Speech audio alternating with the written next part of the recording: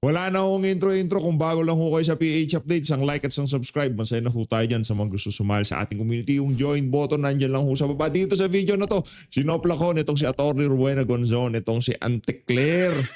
Pakinggan ho natin ang mga banat nitong si Atty. Gonzon. Game. Destabilization plot. Naku po. Sabi ni Yusek Claire, ano ba? Dalawang super typhoon lang na sunod-sunod, may destabilization plot na. Saka nakakatawa yung mga nasa listahan.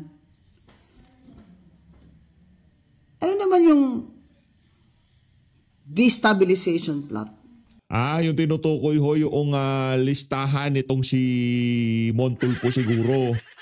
Kasi nandun yung pangalan ni VP Sara, nandito pangalan nitong si General Macanas, yung mga vlogger, yung mga nagkakasa ng malaki ang rally ngayong kalagitnaan ng Nobyembre. Ang problema ko kasi dito kay Auntie Claire, talagang alam na alam ho natin kitang-kita ho yung pagsasabwatan nitong mga itong mga vlogger, nitong balita ko meron ako napanood na video nitong si Banat Bay. Yung daw tawag dito, yung mga vlogger daw nitong si Tamba nag-aalisan na. Kasi daw ho nawawalan na daw ho ng funding. Bagay, malamang sa malamang ika nga dahil hindi mauubos yun, mali-malita yun Parang diskumpiyado tayo doon sa balita na yun. Sa dami ng pera nitong si Tamba hindi mauubos yun, mali-malita yun Sinabi ba nila na it is to destabilize the government with the purpose of overthrowing it? Yun ang ibig nila sabihin, para it will send a chill down the spines of their suspects. Pero yung project nyo yan, na ibagsak nyo si Sara Duterte at lahat ng mga Duterte, kahit sino na lang dinadamay nyo. Kaya itong malaking 3 araw na sunod-sunod na rally ng Iglesia ni Cristo, mga kababayan, sa October 16, umaga sa Luneta at sa hapon sa EDSA, sa 17 din at sa 18, 3 araw po, ay open po ito sa lahat. Hindi lamang po sa members ng iglesia. In fact, yung mga miyembro ng Jesus is Lord ay pupunta din.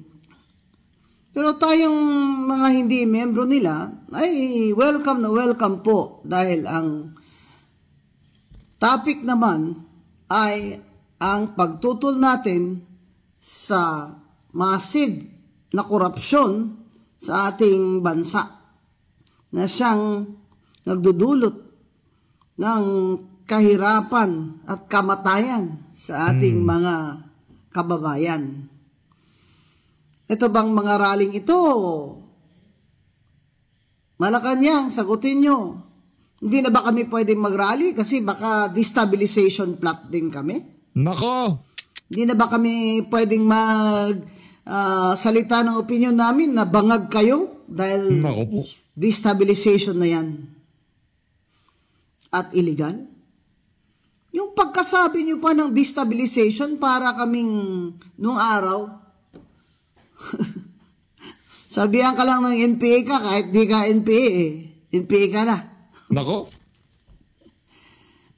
Napakawawalang yaho talaga nitong mga nasa administrasyon na to, no? Kaya naman mga kababayan, dito sa mga kinakasang rally, makisangkot ho tayo, ika nga. Wag ho nating pahintulutan na ganito na lang ho ginagawa ng administrasyon nitong si Bangag. Diba? Lahat na, mantangan mo maglalabas ka lang na sa alawin mo sa pamahalaan, destabilization na.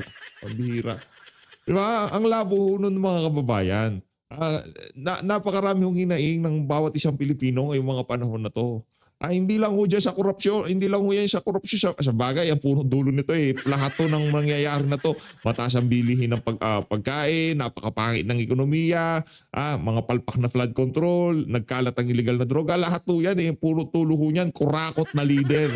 Kung tayo merong malinis na leader, ika nga, hindi ho mangyayari yan. Kung meron ho tayong presidente na kagaya ni Rodrigo Duterte, malamang sa malamang, yung mga purnarya ngayon mayayaman na. Dahil yung mga kurakot at mga dorugista, doon sigurado bagsak ng mga yan. Wala pa tayong problema dyan. Anak ng toko, gumagawa ka ng illegal tapos gusto mo baby ka? Hindi pwede yun. Paano naman ho tayong mga lumalaban ng parehas, di ba? Anak ng toko, gumawa ka ng illegal, gumawa ka ng ika nga mapagkakakitaan na mabili siya, na malaki yan, tapos pagka nahuli ka, gusto mo ganun-ganun na lang. Hindi yun. Mga obrero, arawan yung sahod, tapos ikaw magbenta ka lang ng 1 gramo, meron ka 1,000, gano'n? Di pwede yun. Lahat ho yan, issue sa droga, issue sa flood control, issue sa ekonomiya, issue sa mataas na presyo ng bilihin. Ang punot dulo niyan sa maniwala ho kayo sa hindi, korupsyon. Baka ho nakalimutan nyo na matatanda na po kaming mga hanggang ngayon ay tumututol pa rin sa liderato ni Marcos. Matatanda na po kami at dumaan na kami sa marami pang persecution ninyo. Itong BBM administration, it's not new. It's not new. It's not sabihin mo, ay hindi, bagong Marcos ito, hindi, worse ito. Worse. Dahil ito yung nag-promise sa inyo. Worse ito, Kayo worse. mga nabudol kayo. Yeah. Ito yung nag-promise sa inyo si BBM at sa mga Marcos loyalists na he wants to recover his father's name. Yo. Na gusto niya lang matutuwid ang pangalan ng ama niyang Ferdinand Marcos at maiba naman ang tingin ng kasaysayan sa kanya. Yeah. Abay, dapat bumangon ang tatay mo sa iyo at pagjumbag-jumbagin ka para... yung tipong babangon si Marcos Jr. tapos dagukan niya tong si Marcos Jr. Ang tawa ng pinagagawa mo. Bata ka pa lang, alam ko nang mahinang klase ka.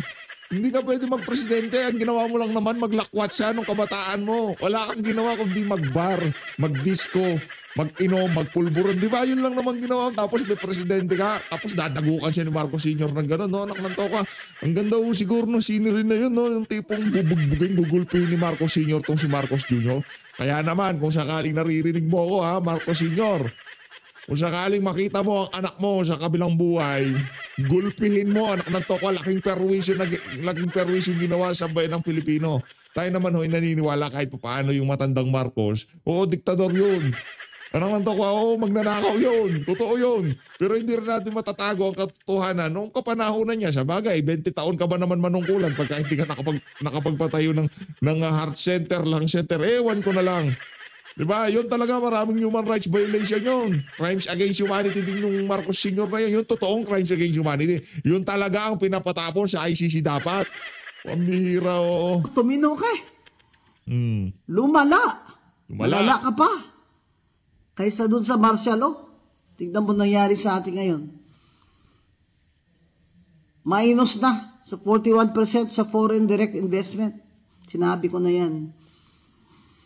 Months ago pa mga kababayan, na wala na ang foreign capital na papasok sa atin at wala nang bagong mga negosyo, wala nang dagdag o bagong mga trabaho. Yan po ang kahinatnan ng administrasyon na korap. Kaya ito pong bagyo, hindi po ito coincidence. Hindi po ito climate change lang. Tingnan nyo naman ang timing ng bagyo. Kaya ito pong pagpuprotesta natin, wag po kayong matakot na tayo naman ay tatawaging destabilizers dahil tayo ay nag-exercise lamang ng ating constitutional freedom of speech and to air our grievances against our government, against the government of BBM that has failed us. And the whole world is watching. The whole world is watching. Sama po kayo. Sa mga rally sa November 16, 17, at 18. Ano man po ang relihiyon nyo, dahil hindi po ito batay sa relihiyon lamang ang ating pagtutol sa gobyernong kurakot. Yan o si Attorney Ruen Aguanson na hong nananawagan sa inyo. Ako rin ho, nananawagan na sa inyo. Makisangkot ho tayo dyan sa mga pagkilos na yan. Dahil itong ano na to, itong administrasyon na to, meron ho silang pamimihasa, meron silang ganong style na pagka yung tipong, okay lang ata sa kanila to okay, sige. Okay lang magnakaw ng ganito karami? Okay, sige. Boji, nasa NEP na. Nasa NEP na yung mga kailangan ng mga bata mo. Impeach nyo na si Sara. Diba? Okay lang pala. Hindi okay yun. Anak ng toko, makisangkot tayo. Hindi lang yan dahil sa impeachment. Dahil yan sa napakaraming kabalintunan ginagawa ng administrasyon na to. Mga kababayan, itong papalapit na pagkilos na to. Nako, ramdam mo natin Ano na ho tipong malapit na to. Ito na to, di ba? Pipi Sara, maghanda-handa ka na. Handa mo na yung libro. Dahil magbabasa ka dyan. Iisa-isahin natin yung mga kabalintunaan ginawa ng mga walang yan. Yung libro nung yung GAA, handa mo. Iisa-isahin natin yung mga insertion. At alamin natin kung sino yung mga proponent ng mga falsifikadong flood control dyan sa run. Alam nyo Okay. At sa gobyernong incompetent. 16, 17, 18 po sa Luneta at sa EDSA. Kaya mga kababayan, itong destabilization na announcement nila, this is for the purpose of scaring all of us para hindi po tayo pumunta sa mga rally. Yan. Tumayo po kayo para sa bayan natin. Tumindig kayo. Tumindig kayo. Kahit saglit lang kayo doon, tumayo po kayo para mabilang. Pupunta ko tayo dyan, mga kababayan. Lahat ng nakapanood ng video na to, siguraduhin nyo kung magpupunta kayo. Kasi kailangan nung natin yan, mga kababayan. Hindi naman importante dito kung ayaw nyo maging presidente si VP Sara, ayaw nyo magpresidente si Marcos Jr., gusto nyo kay VP Sara, hindi ho yan. Ang panawagan ho natin dito, malinis na pamahalaan. Panawagan ho natin dito, bakit walang progresyo nangyayari sa ating bansa? Kung meron kayong sariling panawagan at gusto nyo marinig kayo ng administrasyon na to, pwede ho kayong makisangkot dyan sa gagawin na rally na yan. Hindi ho ito pagpapabagsak sa kung ano pa bang gobyerno. Ito ay paglalabas ng saloobin. Ika nga yung tipong masakit na. Ika nga, kailangan mo nang ibugay. Kailangan mo nang ilabas yung saloobin mo dahil sumusobra na ho talaga tong administrasyon na to sa totoo lang. Alam mo yan ang mga kasama natin dito. Kung meron ho kayong kamag-anak sa Pilipinas, mga OFW ho kayo, padala nyo na ho ng additional mga $10 na pamasahe para ika nga mag-isangkot sila dito sa rally na to. Kung gusto nyo man dumalo at wala ho kayo dito sa Pilipinas, magpadala ho kayo ng representante nyo. Yung mga pamangkin nyo walang ginagawa sa bahay, basta yung mga pwede nyo paputahin nyo na ho lahat. Kasi ho ito hindi na ho biro ito, kahit patayo-tayo lang sila doon, pa-scroll lang sila doon. Tapos pagka sisigaw, kailangan sabay-sabay yung ating boses dumagungdong dyan sa Luneta Park na yan. Diba? Kailangan ho nating paghaluin ng balat sa tinalupan dahil sa sobrang pagnanakaw na nangyayari dito sa gobyerno na to at yung kawalang aksyon ng administrasyon ni Marcos Jr. Yung ICI mamaya may kalalagyan kayo dito kay Manong Ted Filon Hindi, anong ICI titigil na sambayan ng Pilipino? Walang ICI dito. Anak ng toko. Mamaya, papaliwanag nito si Manong Ted Filon kung gaano kawalang kwenta yung ICI na. Teka. Asa na nga pala yung pinangako nitong taga-ICI na to na live stream nila yung nila. Yung kanilang hearing. Walang niya itong mga to Stand up and be counted. Show your love for your country. Join the rallies kahit saan. Lalagay yun natin dyan sa taas. Stand up and to be counted. Naku, matindi ho yung na yan Lalagay na ho natin dyan. Yung date, yung lugar. Stand up to be counted. Hindi yun talaga siya. Attorney Ruen, kung mayroon ako natutulungan sa kanya. Kung nung nag-aaral tayo, hindi tayo natuto. Dito tayo kaya Attorney Ruen, kung siya matututo pala. Ang toka. Man kayo. Kahit sinong rally, sinong grupo ang gusto niyong salihan, sumali po kayo. Sumali po tayo. Tapusin na ho natin to once and for all. Laban sa BBM at Tapusin na natin to korupsyon na nangyayari sa ating bansa. Ito si Anticler, hindi pa pinapatapos yung sentence. Destabilization agad eh. Tapusin na tong korupsyon. Yun naman panawagan natin dyan eh.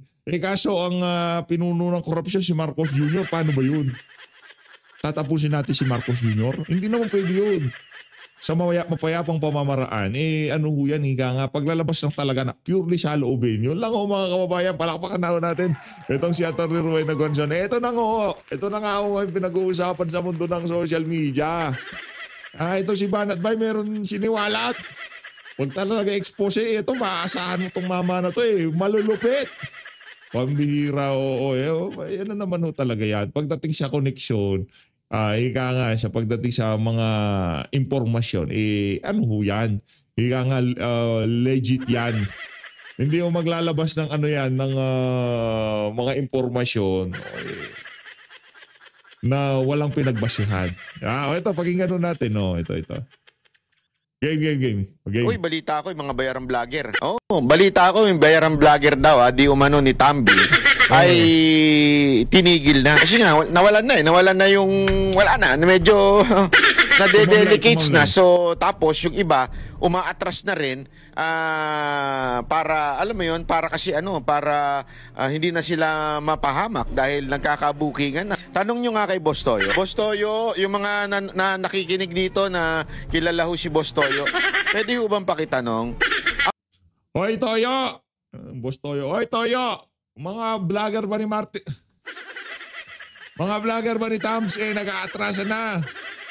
Wala na daw funding, yung iba natatakot. Ano nang to ko? Parang si Raulo pagka ngayong mga panahon na to pagtatanggol mo si Martin Romualdez. Ano nang to ka? Siya ang tumimon ng budget dyan sa House of Representatives. Pinanggalingan ng pinaka-kurakot na budget sa kasaysayan ng Pilipinas. Tapos pagtatanggol mo, hindi na nga kinaya yung pressure. Alam niyo mga kababayan, sa kapal ng mukha ni Martin Romualdez, kung pwede lang siya, na siya pa rin ang Speaker of the House, di mo bababayan. Ganon no, kakapal ang pagmumukha ng mama na yan. Sa totoo lang ha. Ngayon itong balita, gaano ba katotoo to? Hoy Toyo, makinig ka nga. Walang nga ka. Ikaw talaga isa ka sa mga... Diba? Mga pinuno ng mga ano nito, Aliporos itong si nitong si Romualdez wala na bang funding? Tatanong lang naman wala na bang funding? Ako, tanong lang naman, itinigil na ba sa inyo ang pagpapala? Itanong nyo lang, pwede naman niyang i-deny. Hindi kasi hindi lang naman si Banat Bay ang dyan ang nagsasabi ng mga ganyang klaseng litanya Di ba? Si yung nakulong, yung malakas ang tama, si Lakas Tama, di ba? Ang tinuturo niya rin pinuno, ito si Toyo. Di ba? Sinabi niya, Toyo, yan si Toyo, ganito yan, ganyan yan. Ang tanong, wala na ba? Kaya tumamlay na yung pagdepensa ng mga vlogger dito kay Romualdez. At yung iba, hindi na nila sinasama sa vlog nila si Romualdez. Ano na to ko, isama mo isinubukan yung isama yung vlog, isa vlog nito si Romualdez, sigurado mamumura kayo na sambay ng Pilipino. Dinidepensa nyo yan. Ano yan Yan ang tinuturo, yan ang tinuturo na di umano isa sa mga mastermind dyan sa issue ng flood control. Mapa Diskaya, Mapa District Engineer, Mapa Gutesa, Martin Romualdez Tapos pagtatanggol mo, kasi Raulo? Hindi totoo yan. Pero bahala siya. Basta itanong ninyo. Kasi ang balita ko, talagang yung mga bata nila, tinigil na. At ang balita ko nga, nababawasan pa siya ng subscriber at nagagalit pa yung mga tao sa kanila sa social media. Nako, nababawasan ng subscriber. Nako, yari kayo dyan. Problema yan, di ba? Anak ng toka. Kung talagang ang nyo dito, vlogging. Ika nga, ano pipiliin nyo? Pera o subscriber? Pipiliin ko yung 1 million subscriber, siyempre. Diba? Naanim yung pera na yan, mauubos din yan Pero itong subscriber, nandito lang lagi ito, nakikita mo, palakpakan. Diba? Yan ang gagawin mo dyan sa pera na yan, uubos yan. Pero yung mga tao na ika nga laging nandyan para makinig sa mga saloobin mo, anak ng tokwa. Diba? yung paghahatid mo ng mga nangyayari sa ating bansa, hindi umaalis yan. Ibig sabihin pinagkakatiwalaan ka. Talagang titigil mag-vlog yan. Anak ng toko kaya sa tingin nun natin mga kababayan, malaking bagay yung marami na, mag-unsubscribe na ho kasi kayo. Check nyo yung mga subscription nyo. Pag meron kayo nakitang Talyanista, yan, subscribe nyo na lahat. Mag-comment muna kayo ng isa pinapasabi ni PH Update. Walang hiya ka, magsasubscribe na ako sa'yo. Bye-bye, ganun lang. Sabay unsubscribe nyo na ho. I-check nyo, malamang sa malamang, kaya nakikita nyo pa yung feeds ng mga yan, yung mga nakikita nyo pa sa feeds nyo yung mga video nila. Kasi nakasubscribe pa kayo eh. Yan, subscribe nyo na ho. Para bago nyo unsubscribe, bigyan nyo muna ng isa. Doon sa video makikita nyo, i-click nyo tapos sabay pinapasabi ni PH sa'yo. Diba? Ganun lang naman ho yun. Basta mag-unsubscribe na ho kayo dahil nasasaktan ho sila pagkaganyan. Sa bagay yung mga mukhang perang Talyanista at Ensaymada, wala namang kwenta. Wala naman ng kwenta sa kanila yung unsubscribe. Importante lang ho sa mga yan, pera ni Martin Romualdez. Sa totoo lang Sa totoo lang. Kahit alam naman nila na walang naniniwala sa kanila, kumbaga naging trabaho na ho talaga nila. Kasi tayo dito sa PH Update at naniniwala ho tayo, karamihan ng mga Duterte vlogger, yung tipong pinapakaisipan ho muna nila kung ano lumalabas sa bunganga nila. Kasi ang puhunan nila dito, yung tiwala ng mga nakikinig sa kanila. Di ba? Yun ang puhunan ho dito, yung tiwala ng mga nakikinig sa'yo. Yung mga yun, wala na ho silang, ang puhunan ho nila doon, yung kanilang subscriber na ipapakita kay Romualdez. So ganito karami yung subscriber ko. Kaya kailangan ganyan kalaki bigay mo sa akin. Diba? Ganito karami yung yung pwedeng manood sa video ko. Gaano kalaki yung bibigay mo sa akin. Hindi naman importante kung mayroong maniniwala doon sa mga sasabihin nila sa mga vlog nila o walang maniniwala. Ang importante lang yung ipapadala sa kanilang monthly allowance. Balita ho natin yung isang yung isa sa mga maingay umaabot daw ho ng kulang-kulang kalahating milyon. Grabe naman yun. Kalahating milyon, isang buwan. Pambihira talaga, dito na ho tayo kay Manong Ted Pailo. Palakpakan mo muna natin si Banat Bayan. Napakaraming connection talaga ng mama na yan, Dito tayo kay Tony Ruy Nagwanson ulit. Tapos i-play na ho natin tong si Manong Ted. Yes, Mr. Chair. Okay. Opo, sa mga nakaantabay po dito po sa isyong ito na hindi ho natin dapat nga kinakaligtaan, hindi po natin dapat pong pipikitan at babantayan po natin ng lubos ito. Ang sinasabi po ng Ombudsman, baka daw po either next week pa or week after yung pong pagsasampa ng kaso. Ito ho yung first batch na isasampa sa Sandigan Bayan. Hindi pa ho tayo sure dyan kung sino-sino po ang sasampahan nila ng kaukulang kasong kriminal sa Sandigan Bayan. Malamang-lamang yung pong mga nandidiyan sa DPWH na mga umamin na and also si Zaldico. Yan. Pero kung sino pa po ang iba, hindi pa tayo sure dyan. Ngayon, ito hong ICI naman mga kapatid, dapat may hearing sila today.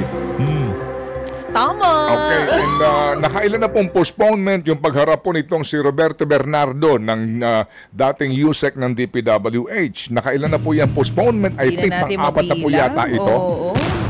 Pangatlo, pang-apat. Pero grabe naman po, ang special treatment kay Bernardo. Pwede ba? Naman yan. Super. Ano ba meron kay Bernardo? Special treatment? Lang yan. Yun, Your Honor. Na every time ayaw mo umatin dun sa hearing na napaka-importante kung saan marami na po ang apektado nitong mga substandard at ghost projects na flood control, pag sinabing di pupunta, okay lang? Hindi nagsabi ng rason, okay lang? Pero pag sa normal na tao, kulong agad? Okay na. Ay, sorry. Kababalik ko lang pala. Sorry.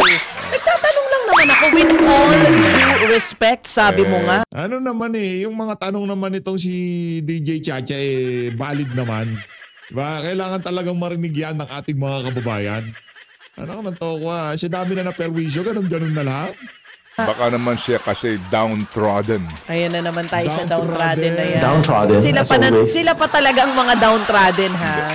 Ang dami ko na naririnig na gumagamit ng salitang yan. Pero ano daw ba ang dahilan? Langya ka, downtrodden ka. Teka lang. Mamaya mga kababayan, papasadaan natin itong si downtrodden. Nasa siya, on point siya. Pakinggan lang muna natin kung anong kabalbalan nitong si Downtrodden mamaya. Abogado ni Saldico, mamaya. Papasantahan natin pagkatapos ng video na to. Nainaw muna natin itong kay Manong Ted kasi malupit ito game. Hindi ko alam. Di naman Di kayo close. Oo.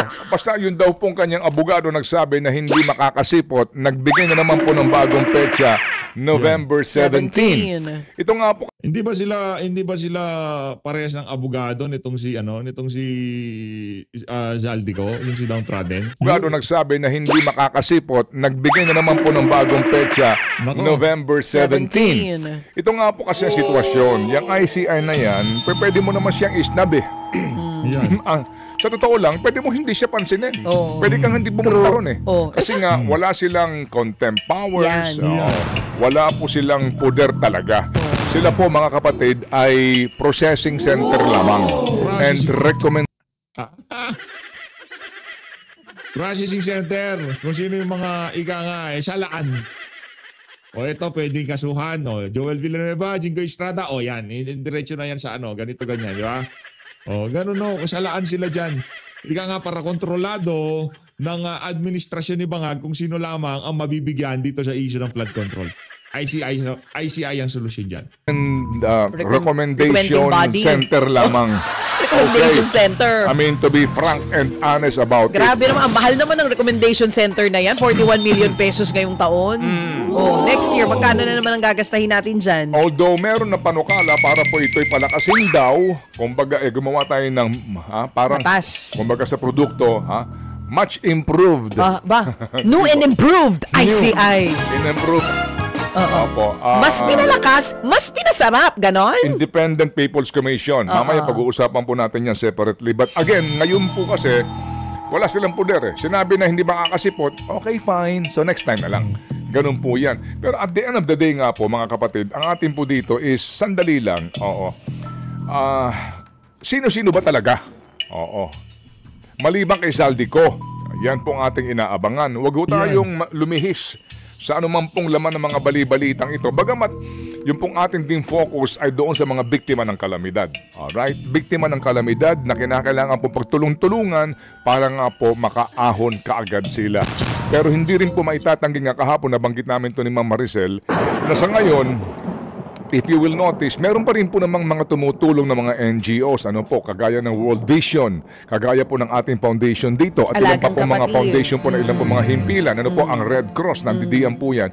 Pero if you notice, yung pong dagsa ng contribution para po sa mga iba't iba nagkakawang gawa, hindi po ganon kadami. Kasi nga, ang iba sinasabi talaga na ang gobyerno napakaraming pera pero ninanakaw lang. Ang gobyerno ang dapat na unang tumulong dyan pero ngayon nangunguripot, diba, sa pagbibigay ng tulong kasi nga daw kulang sa pondo.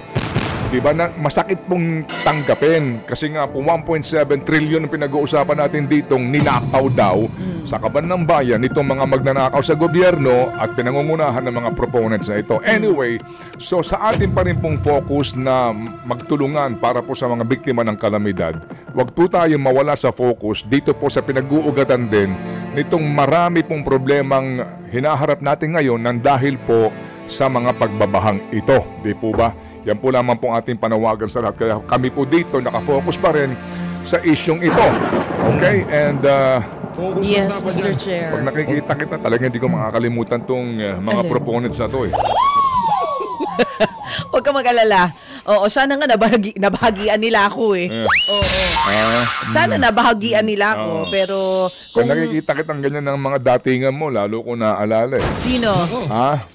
Sige. How? Naaalala mo silang lahat? Downtrodden. So Baka malupitan din yung mga relo nitong si DJ Chacha kasi napanood ko yung vlog nung isang isang nag-flip ng ng mga relo-relo matindi ho itong mga kababayan, malupit ho yung mga relo nito si DJ Chacha. Version na daw sandali muna. Meron po lang. Kung yung hearing sa ICI, wala muna. Yung hearing po na pinamumunuan nitong si Senate Blue Ribbon Chair Panfilo Lacson, magsisimula na sa Biyernes.